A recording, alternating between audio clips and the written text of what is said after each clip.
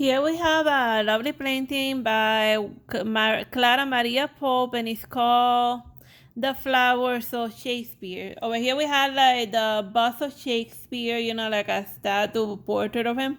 And then over here, all of the flowers that usually show up in in all of his plays, but like back in classical literature, flowers usually meant, like the flowery language, or like the embellishment, and metaphors and allegories that like writers add to their work. So this painting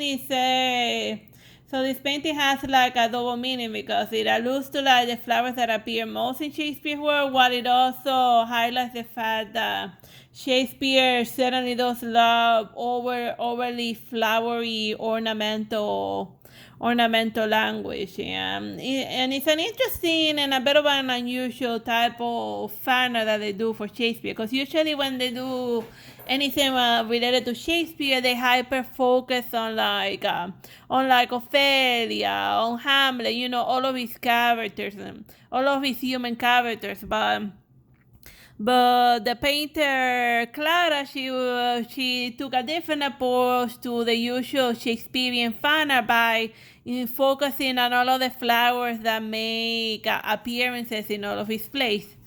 And then over here you can see them all looking nice and pretty and stuff. And there's even some butterflies here and there, possibly almost an allusion or reference to the Titania.